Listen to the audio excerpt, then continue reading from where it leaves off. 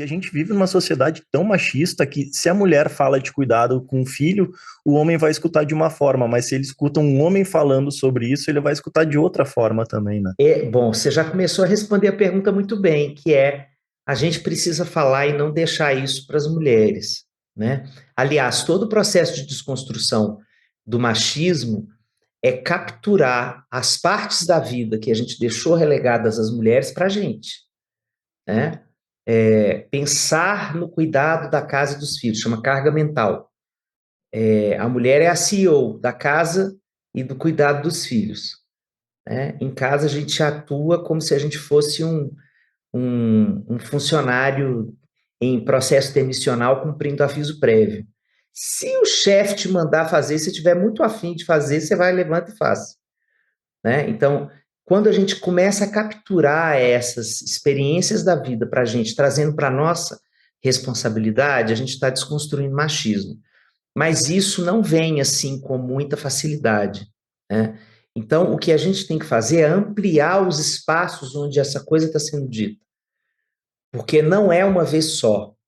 A gente precisa de muita repetição da mesma mensagem, em formatos diferentes, então, podcast, roda de conversa, livro, grupo de WhatsApp, programa de TV, né, filme, a gente espalhar essa ideia por muitas áreas da vida simultaneamente, de tal forma que, se o mesmo homem assiste uma coisa, não se identifica com a pessoa que está dizendo, acha que é muito distante da experiência dele, de repente, amanhã ele vai escutar isso de uma outra pessoa, de um outro jeito, de uma outra forma, que lhe pareça mais palatável, que tem mais a ver com o jeito dele. Aí fala, assim, assim pode ser, ó, gostei do jeito que esse cara está pensando.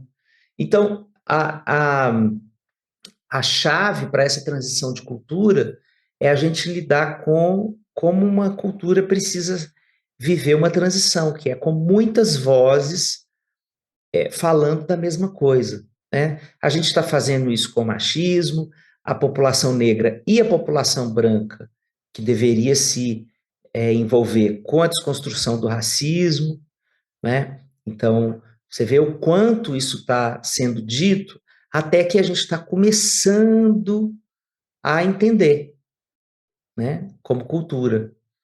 Então, e isso aconteceu, por exemplo, quando, vou dar um exemplo aqui de uma transição de cultura, separação conjugal, né? Eu sou terapeuta de família, a gente estudou muito isso na história do Brasil.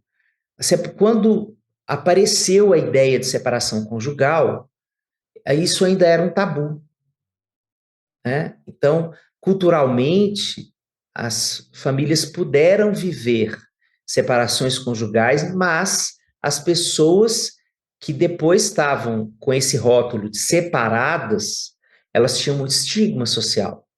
Inclusive, a criança escutava assim: não fique do lado de crianças que têm pais separados. Esse menino eu não quero que você conviva, não, porque ele é filho de mãe separada. Aí a gente continuou falando disso, até que a gente aboliu o estigma. Então, hoje, a separação conjugal, ela existe como uma possibilidade, não estou dizendo que a gente não sofra, a gente sofre, a gente se reconstrói, como qualquer fim, qualquer recomeço da vida, mas a gente não tem que, além dessa dor do fim de um ciclo e recomeço para a vida, a gente tem que conviver com a culpa, com o medo, com o rechaço, com a exclusão. Então, a gente falar muito sobre um tema é para tirar o véu sobre ele, para colocá-lo em todas as rodas de conversa, dar visibilidade, da legitimidade, né? Por enquanto, o que a gente vê é homens dizendo assim: olha, eu adoro esse negócio de ser pai, curto mesmo, eu acho que faz parte da minha vida, não troco por outra experiência, mas também tem os seus ônus. Eu sinto que eu perco, por exemplo, muitos amigos. Na hora que eu assumo essa paternidade, esse tipo de vinculação com meu filho, eu perco amigos, porque eu deixo de frequentar os espaços do jeito que os meus outros amigos, que não estão ligados na mesma frequência, eles estão mais, aspas, livres para viver outras coisas. Então, a gente vai combinar lá o futebol e eu vou falar, não, não posso porque eu vou ter que ficar com a minha filha porque ela está doente, né? E isso vai provocar zoação. Que é isso, cara? Você não tem mulher para fazer isso, não?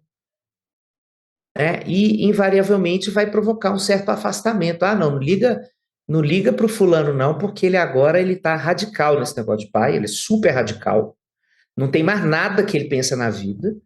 Então, as pessoas vão se afastando, percebe? Então, enquanto a gente ainda está nesse início de construção de uma nova cultura, a pessoa que banca essa nova posição social, ela sofre de um certo tipo de afastamento das suas redes. Então, há uma perda. Quando isso se transformar numa questão mais parte da vida, as pessoas não vão olhar para esse fenômeno com o mesmo estranhamento e falar assim: ah, tá, legal.